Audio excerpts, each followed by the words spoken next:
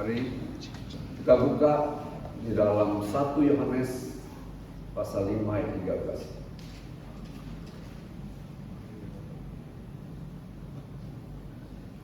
Saya mengundang Bapak Ibu kita berdiri sama-sama baca firman Tuhan ya. Dalam hitungan ketiga. 1, 2, 3. Semuanya itu tuliskan kepada kamu, supaya kamu yang percaya kepada nama Anak Allah tahu bahwa kamu memiliki hidup yang kekal. Kembali ke pasal 1 ayat 1.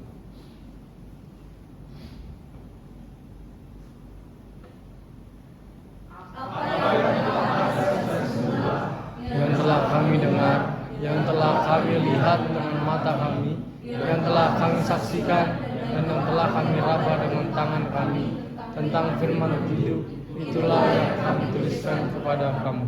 Kita tundukkan kepala. Terima kasih Bapa di surga buat hari ini, hari yang bahagia. Kami boleh beribadah, mendengar kebenaran firman Tuhan. Mari Tuhan, Roh Kudus-Mu tuntun kami, bimbing kami, membuka hati kami supaya firman-Mu melekat dan tumbuh subur di dalam hidup kami. Berkati dan urapi juga hamba-Mu untuk menjelaskan kebenaran firman. Dalam nama Tuhan Yesus kami berdoa dan ucapkan syukur. Amin. Puji Tuhan, silakan duduk. Ayat firman Tuhan yang menjadi ayat pokok kita adalah ayat yang pasal 5 ayat 13. Tapi saya mengajak Bapak Ibu untuk membaca ayat 1, pasal 1 ayat 1 itu untuk menjelaskan bahwa yang menulis ini dia adalah murid Yesus, yaitu Rasul Yohanes.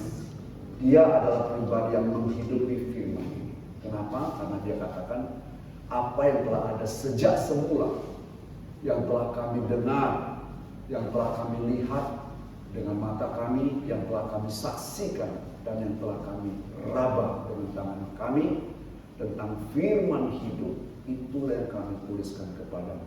Ingat, Yohanes juga menulis pada mulanya ada firman, firman itu bersama-sama dengan Allah, dan firman itu adalah Allah. Ya. Firman itu yang menjadi hidup di dalam setiap manusia. Dan kemudian di dalam Yohanes pasal 14, pasal 1 ayat 14 di sana dikatakan firman itu telah menjelma menjadi manusia. Jadi Yohanes, dia menyampaikan firman Tuhan ini adalah pribadi yang sudah menghidupi firman itu dalam hidupnya. Dia adalah Rasul Yesus Kristus, murid yang sangat dikasihi.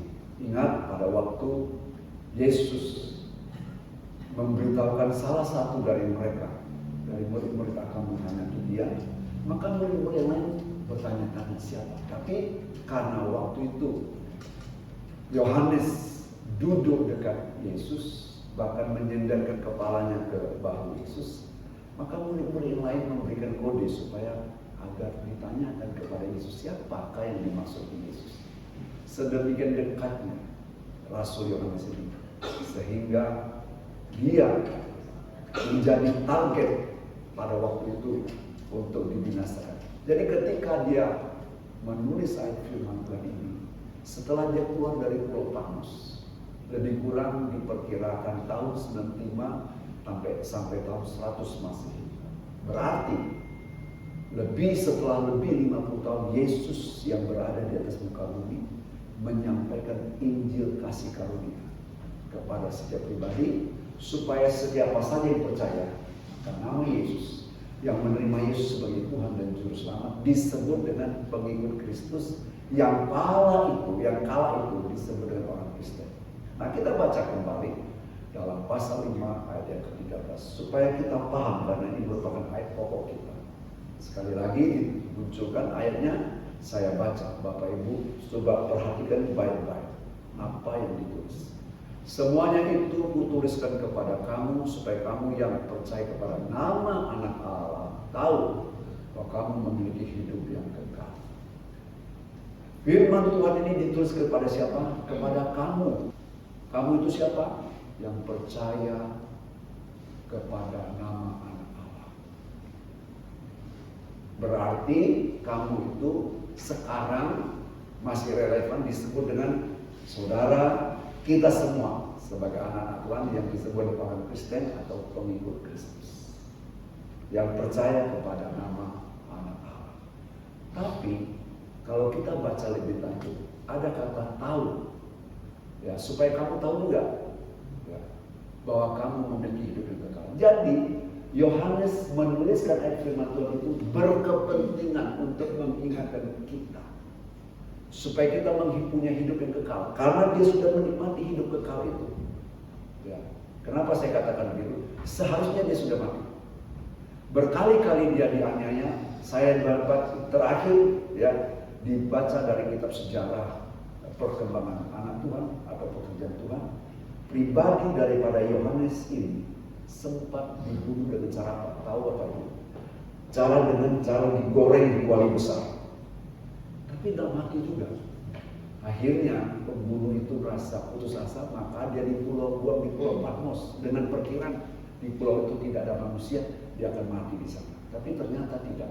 Setelah dia keluar dari pulau Patmos, justru di pulau Patmos itu dia mendapatkan pewahyuan, sehingga yang menulis dalam perjanjian baru, yang menulis kitab dalam perjanjian baru, yaitu Yohanes 1, 2, 3 Yohanes, dan Wahyu adalah Rasul Yohanes. Sore hari ini kita belajar dari kitab 1 Yohanes pasal 5 ayat 13 yang disebutkan di sana, yaitu ada kata tahu. Saya ingin menjelaskan kata tahu supaya kita memahami. Bersempena dengan ayat firman Tuhan ini, saya memberikan tema milikilah kesadaran diri. Ya, milikilah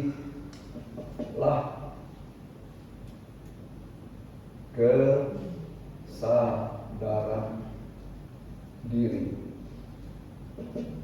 Ayat pokoknya 1 Yohanes 5 ayat 13.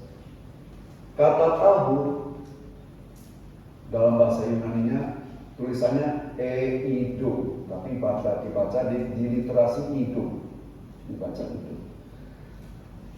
Memiliki pengertian satu, mengamati. Jadi kalau saya melihat seseorang, saya lihat dia, kemudian saya amati dia, maka timbullah kesadaran saya, pemahaman yang mendalam bahwa orang ini memiliki kecerdasan yang tinggi, memiliki sopan santun dan lain sebagainya.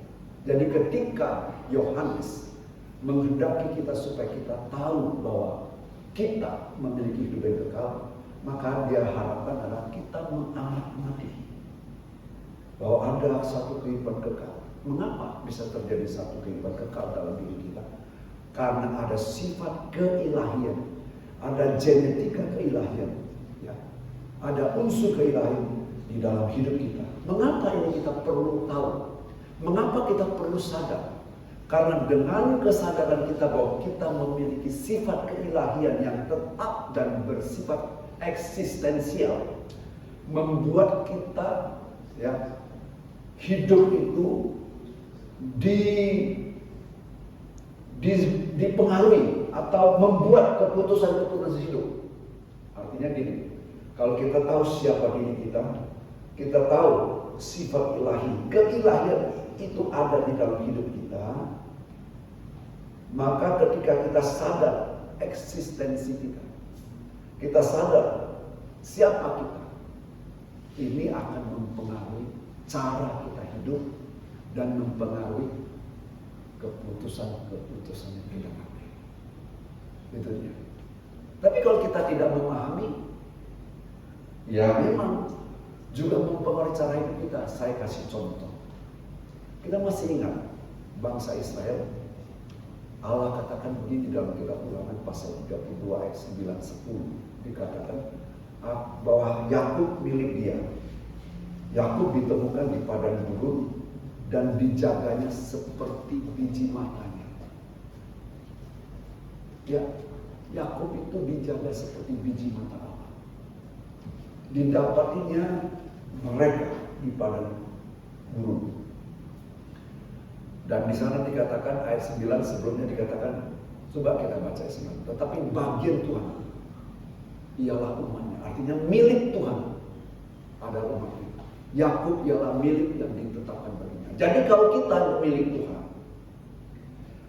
kita menyadari kita milik Tuhan, maka berarti ada sifat keilahian yang tetap di dalam kita dan merupakan hal yang eksistensial di dalam hidup kita, hal yang nampak, hal yang hidup dalam hidup kita. Ya. Jadi saya harus jelaskan dengan perlahan-lahan supaya kita memahami. Jadi ketika bangsa ini keluar dari Mesir menuju ke tanah perjanjian, harusnya mereka menyadari bahwa hidup mereka milik Tuhan, ada keilahian Tuhan di dalam hidup mereka.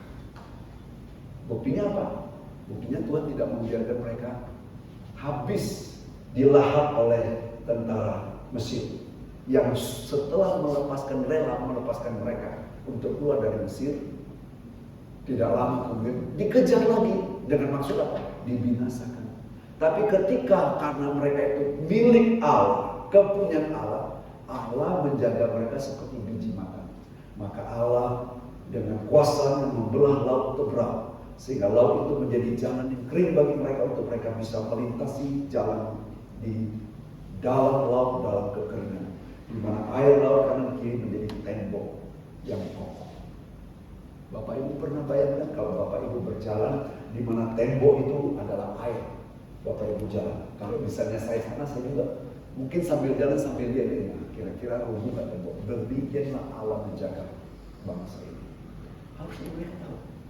Ketika mereka telah menyeberang, mereka juga melihat musuh yang 600 orang dengan tentara, musuh yang merupakan tentara pilihan dengan kereta kuda dan semua senjata perang mereka terkubur hidup-hidup di laut Tebrau. Menurut kabar berita, ternyata di tengah laut Tebrau itu, laut tengah itu, masih tersisa bekas-bekas roda daripada kuda itu.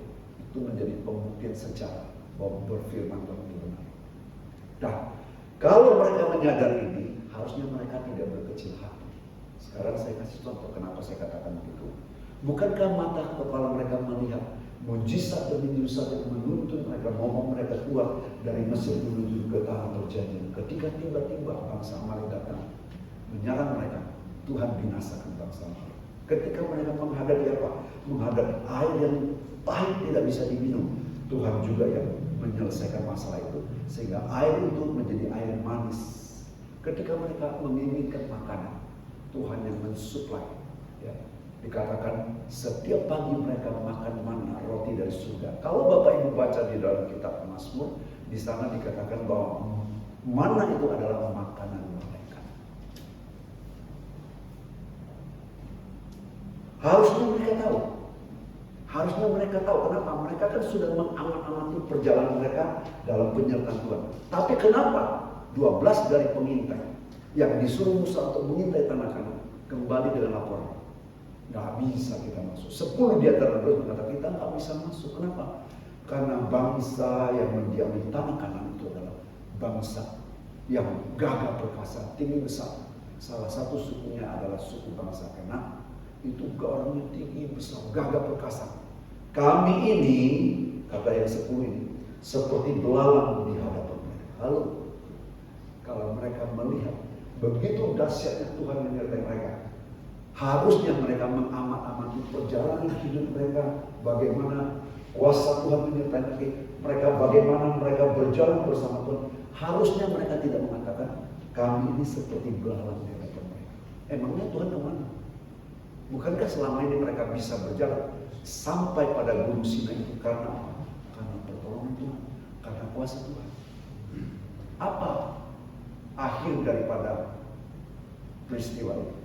Mereka yang 10 orang itu, bahkan semua kroni-kroni yang ikut memberontak atas peristiwa, ya, salah melakukan penilaian, tidak memiliki kesadaran ilahi, maka mereka dimusnahkan.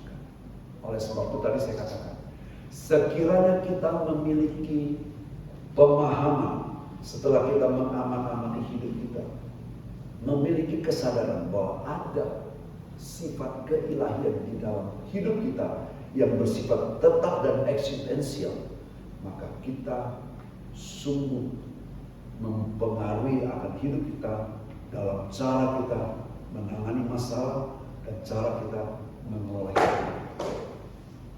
Gitu.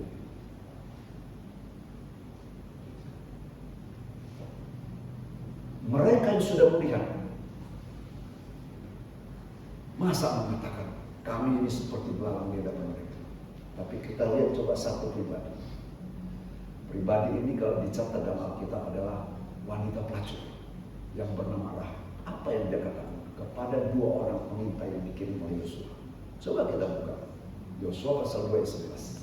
Saya akan baca supaya Bapak Ibu jelas bahwa pemahaman ini, kesadaran ini penting bagi kita. Ini kata wanita Rahab itu. Ketika kami, dia mewakili seluruh orang yang ada di Yeriko. Ketika kami mendengar itu, tawarlah hati kami dan jatuhlah semangat setiap orang yang menghadapi kami. Setiap orang yang di Yeriko maksudnya. Sebab Tuhan Allah ialah Allah di atas langit dan di bawah, di bumi di bawah. Ini dia persepsi, kesadaran daripada wanita pelacur ini. Akhir daripada cerita ini, bahwa akhirnya wanita pelacur ini yang bernama Rahab diselamatkan. Dan kalau Bapak Ibu baca sejarah keturunan daripada secara jasmani Yesus dari keturunan Daud, tidak lain dan tidak bukan ada faktor yang namanya Rahab tercatat sebagai garis keturunan dari Bapak Adam, Abraham sampai kepada Yesus. Ini kita harus sadar. Kita harus memiliki kesadaran sedemikian. Saya katakan berulang-ulang bahwa ketika kita memiliki, mengetahui identitas ilahi ada dalam hidup kita, ini akan mempengaruhi cara kita mengelola hidup ini, bukan mempengaruhi keputusan-keputusan yang kita ambil. Saya kasih contoh lain. Ya. Ketika Yesus masih ada di atas muka bumi, Yesus anak Allah. Dia tahu ilahi ada di dalam hidupnya. Ketika dia berjalan, ada seorang wanita yang mendekati dia. Kerumunan orang banyak semakin begitu berdesak-desakan. Tetapi ada seorang wanita yang disebutkan sebagai wanita yang mengalami pendarahan 12 tahun. Dia juga ikut berdesak-desakan dan dalam hatinya berkata, sekiranya seandainya dapat menjamah saja jumbai-jumbai, aku pasti sembuh. Dan itu terjadi ketika dia dapat meraih jumbai-jumbai Yesus. Dia merasakan ada sesuatu yang luar biasa mengalir dalam tubuhnya sehingga dia sembuh. Dan Yesus sadar. Yesus katakan, siapa yang menjamah aku? Apa kata murid-muridnya?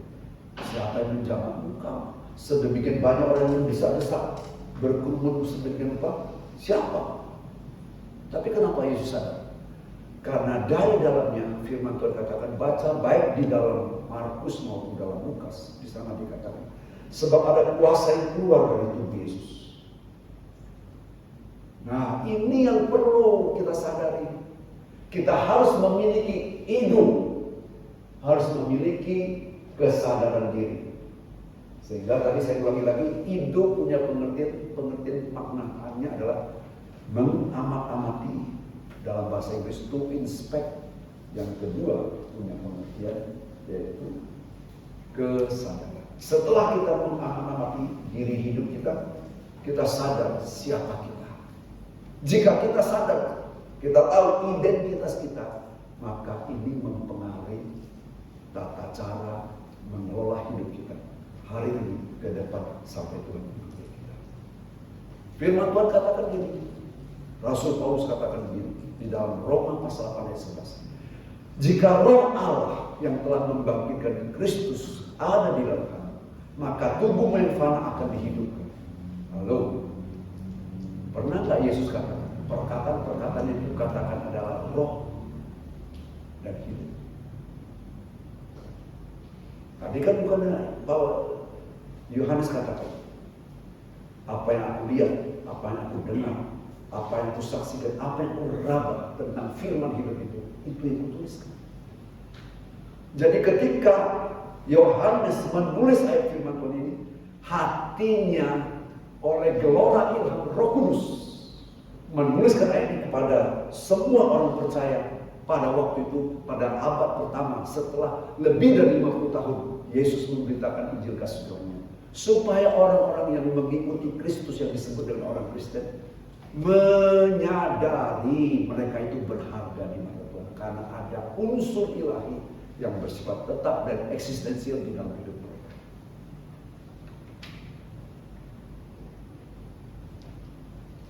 Kalau kita melihat dengan sesungguhnya, sebenarnya kita malu. Kenapa? Sampai ini ditegur, diingatkan oleh Yohanes. Kenapa? Ternyata orang-orang Kristen zaman dahulu, mungkin sekarang sama juga, mungkin lebih parah sekarang. Setelah lebih 50 tahun Yesus mengabarkan Injil kasih karunia, mereka tidak tahu, tidak sadar mereka itu milik Kristus. Ada unsur ilahi dalam kehidupan mereka. Saya tanya tuh, apakah Paulus menyadari bahwa hidupnya ada pribadi lain? Menyadari nggak? Saya ingin baca satu ayat. Tadi waktu dalam konseling baptisan saya sebutkan kepada mereka yang mau dibaptis. Buka Galatia pasal 2:20. Saya baca dengan perlahan-lahan supaya Bapak itu jelas. Galatia pasal 2:20.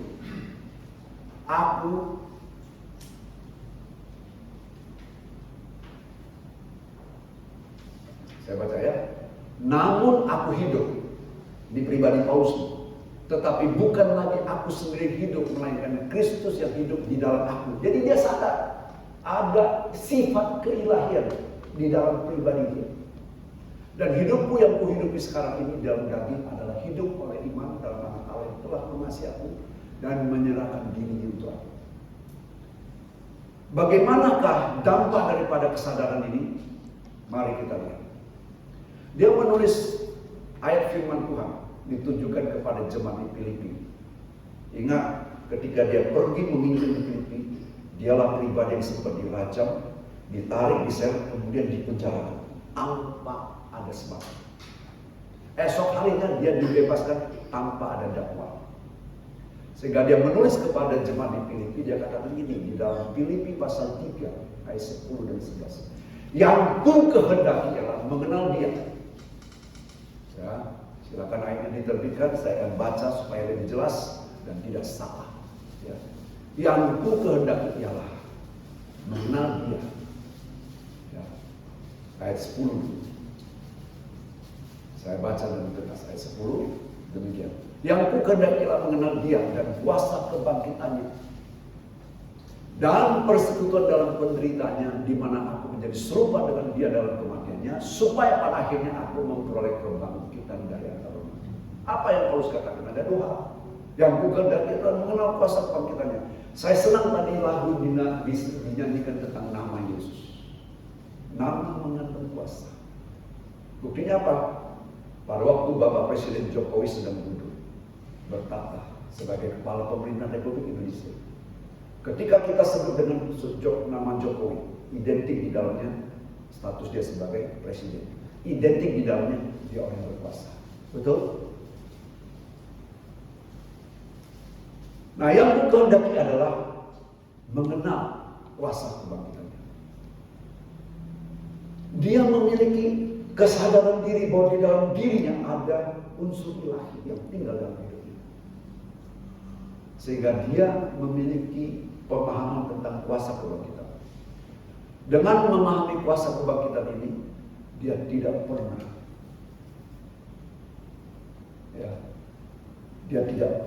tidak mengalami dalam pelayanannya mujizat demi mujizat. Orang yang di derbe, ada orang yang sedang mendengar khotbah dia jatuh dari lantai atas. Kemudian dia datang. Orang semua tahu, kemudian dia mati, tapi dia berdoa sembuhkan. Apalagi banyak sebenarnya kesaksian. Bahkan orang membawa sapu tangannya kemana saja, dan ketika sapu tangannya dioleskan kepada orang itu sedemikian luar biasa. Kalau saya bayangkan, benarlah firman Tuhan yang mengatakan dalam Yohanes pasal 14 ayat 12. Dan jika kamu percaya, kamu akan melakukan pekerjaan-pekerjaan yang kulakukan, bahkan lebih besar lagi, sebab aku pergi kepada Bapa. Dan apa yang kamu minta dalam nama aku akan berikan kepadamu. Waktu Yesus masih hidup, sapu tangan Yesus dibawa, belum ada. Firman Tuhan menulis sapu tangan Yesus dibawa dan orang kesembuhan. Tapi ketika Yesus katakan, jika aku berkata kamu sesungguhnya barang siapa percaya kepadaku, dia akan melakukan juga pekerjaan-pekerjaan aku lakukan. Apa pekerjaan Yesus lakukan? Dia berkhotbah, dia menyampaikan Injil kasih karunia, orang lumpuh disembuhkan, orang lumpuh berjalan, buta melihat, bahkan orang mati dibangkitkan. Belum ada waktu itu sapu tangan Yesus dibawa dan orang disembuhkan. Tapi setelah Yesus kembali ke surga, perkataannya menjadi bukti. Bahkan pekerjaan-pekerjaan yang lebih besar daripada itu, sebab aku pergi kepada Bapa. Dia mengenal kuasa kebangkitannya, sehingga dalam pelayanannya banyak orang dipulihkan, disembuhkan. Tapi apa lagi? Selain dia mengenal kuasa kebangkitan, dia juga bersekutu dengan penderitanya dalam kematian. Maksudnya apa? Bersekutu dalam penderitaan dalam kematian. Tadi saya katakan sama yang dibaptis, yang mau dibaptis. Bagaimana seseorang supaya tidak melakukan kejahatan kepada orang lain? Misalkan, ya, seorang suami yang sejak malam pulang sampai jauh malam, pulang ke rumah, kejam lagi, berbuat kasar lagi terhadap istri. Kalau istri tidak menunggu, tidak temani dia, bahkan tidak siapkan air untuk dia mandi dan sebagainya. Kadang dia pulang sesuka hati, dia sampai menjadi orang tua, menjadi remaja pulang pagi, kita misalkan itu. Dia berlaku kasar, saya jelaskan kepada yang konsil. Bagaimana supaya dia tidak berlaku kasar? Tidak ada cara lain. Pada waktu dia pulang, ketika dia mengalami stroke, langsung stres dan meninggal. Apakah dia bisa melayangkan tangannya untuk menangkan yang sendiri? Tidak bisa, karena dia sudah mati. Demikianlah yang dibaptis itu menguburkan hidup yang lama. Orang mati dikuburkan dalam hidup yang lama, supaya apa? Kuasa dosa di dalam hidup seseorang itu dikuburkan mati, maka dia tidak berkuasa. Dia tidak menjadi alat dosa untuk melakukan hal yang jahat. Jadi ketika Paulus katakan persekutuan di dalam penderitaannya, artinya apa? Dia mengalami kematian seperti Yesus. Buktinya apa? Buktinya pada waktu dia di penjara, di dalam penjara Filipi. Tadi saya katakan dia diseret, diderah, dimasukkan dalam penjara tanpa sebab. Esoknya kepala penjara mendapat kabar supaya dibebaskan. Esoknya dibebaskan tanpa dakwah. Kan berarti konyol dong. Aku disiksa, aku dihantam, aku dipukul, aku dipenjarakan tanpa sebab. Setelah itu besok aku dikeluarkan tanpa dakwah. Apa sebenarnya yang aku salah berbuat? Apa salahku?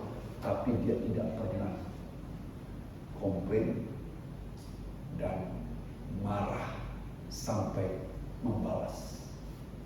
Bukankah ini merupakan unsur ilahi, unsur Kristus ada di dalam hidupnya? Apa sebab saya katakan gitu?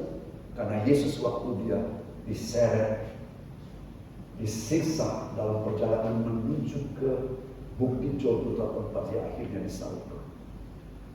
Kita semua sudah lihat kan film The Passion of Christ. Janggutnya ditarik dan dicambuk, tidak keluar sepatah kata. Tidak ada. Bahkan di atas kayu salib dia sempat berdoa, Bapa, ampuni mereka, sebab mereka tidak tahu apa yang mereka lakukan. Ini dia. Saya katakan, kalau kita menyadari ada identitas ilahi dalam hidup kita, ini akan mempengaruhi pola hidup kita, cara-cara kita hidup, dan mempengaruhi keputusan-keputusan yang kita ambil dan kita buat dalam mendidik kehidupan. Itu sebabnya Rasul Yohanes sangat berkeinginan untuk kita tahu. Makanya dia dikatakan semua yang dituliskan supaya kamu tahu. Kita harus mengamati kejadian apa yang terjadi dalam hidup kita, bagaimana hidup kita, mengamatinya, kemudian menyadarinya. Ya. Bapak Ibu pasti dalam perjalanan hidup punya pengalaman. Ya. Sama seperti Daud. Daud punya satu pengalaman. Apa pengalaman yang jelek? Dia telah berselingkuh dengan istri orang, istri Uria. Dia ambil istri orang, dijadikan istrinya tanpa sepengetahuan suaminya, berselingkuh dengan dia, bahkan merencanakan kematian suaminya, Uria. Dan memang akhirnya suaminya meninggal di medan pertempuran. Istri yang cantik ini diambil menjadi istri. Tidak ada yang tahu. Yang tahu cuma dia dan Bathsheba. Tidak mungkin dia dan Bathsheba akan ngomong. Tetapi Tuhan tahu. Maka Tuhan kirimlah Nabi Nathan datang untuk menegurnya. Setelah dia tegur, dia berkata, oh, Tuhan tahu segala-galanya tentang saya. Tuhan tahu. Dia sekali berbuat dosa dan tidak pernah mengulangi lagi. Kita harus sampai sedemikian jauh dalam kesadaran kita sebagai anak Tuhan. Ya. Kita harus sadar siapa kita. Kita harus tahu siapa kita. Karena itu mempengaruhi pola hidupmu, mempengaruhi cara-cara hidup, mempengaruhi keputusan-keputusan di dalam hidup kita.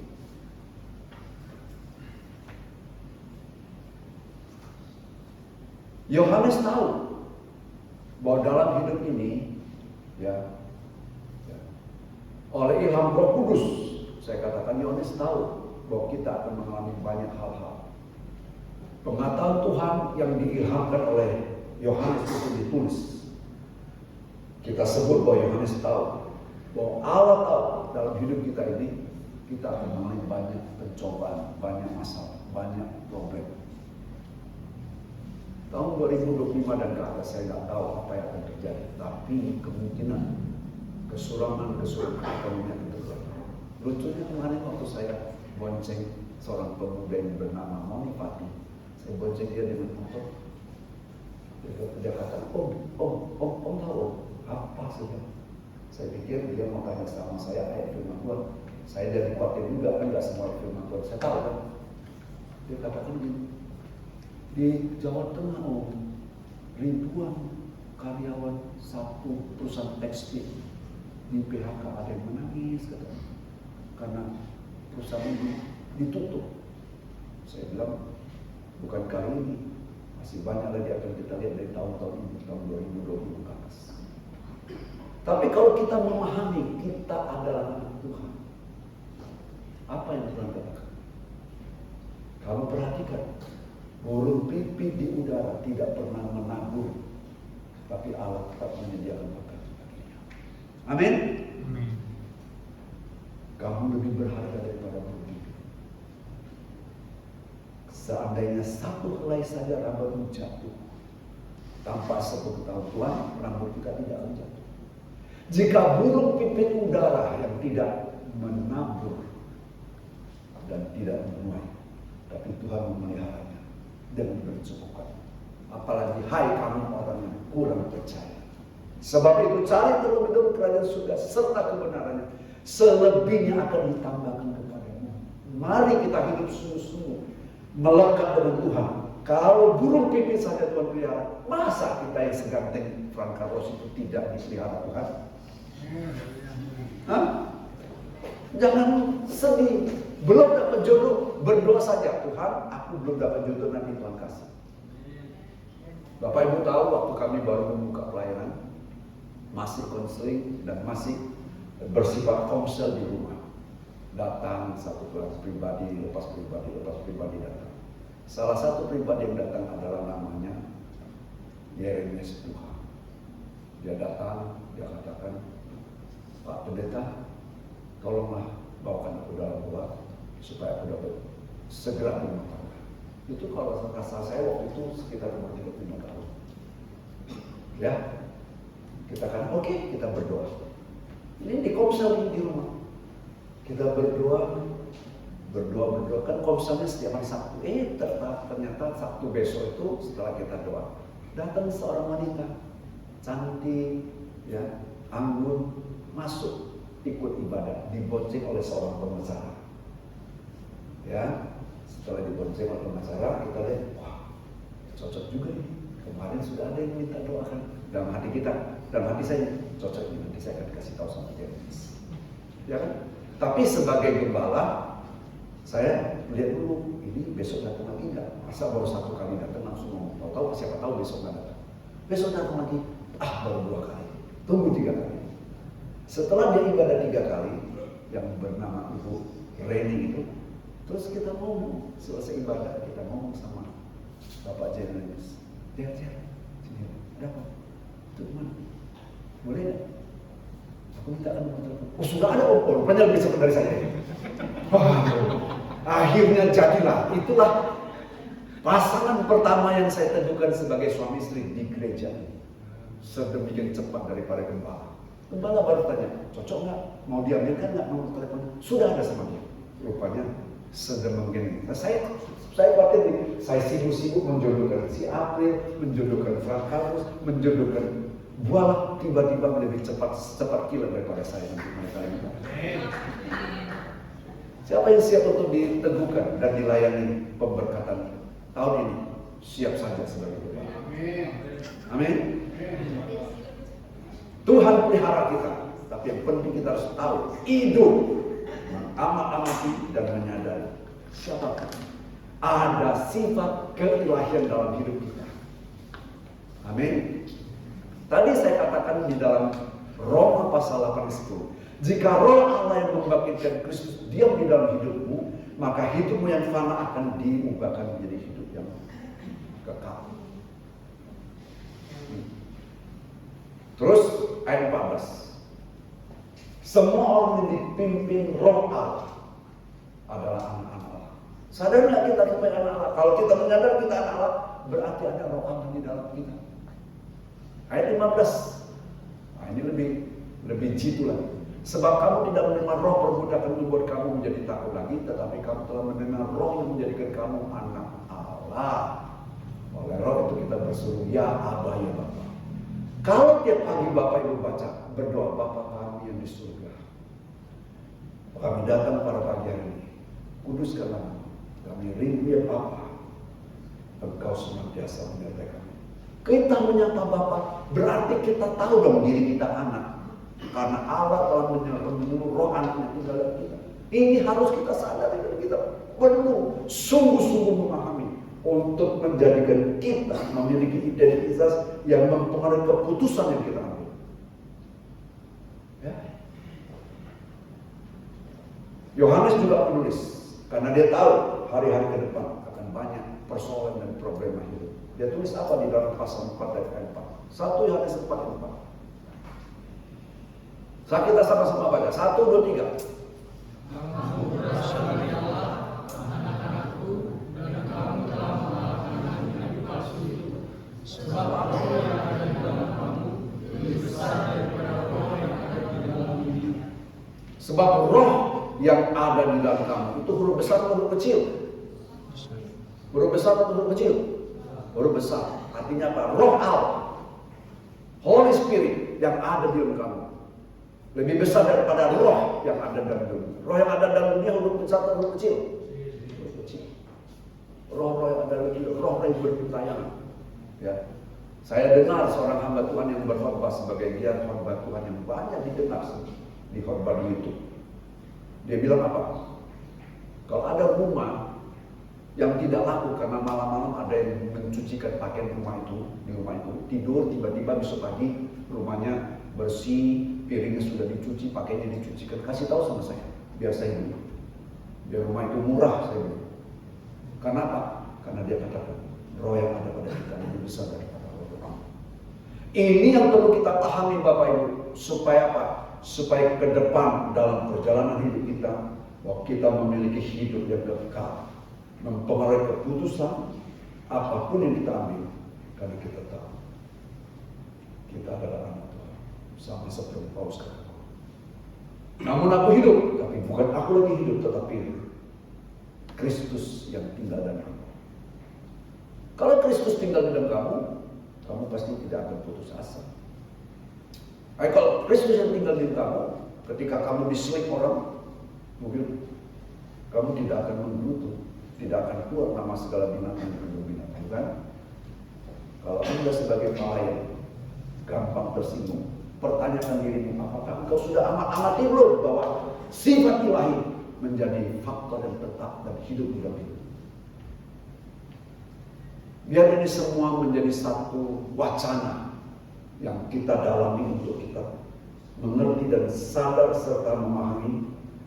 Timbul kesadaran kita, kelolalah hidupmu, tatalah hidupmu menuju langkah-langkah keselamatan yang kekal yang ada pada sampai pada akhir hidup. Karena Tuhan berjanji, aku datang. Pencuri datang untuk mencuri, membunuh dan membinasakan. Tetapi aku datang supaya mereka hidup berkelimpah. Tuhan memberkati.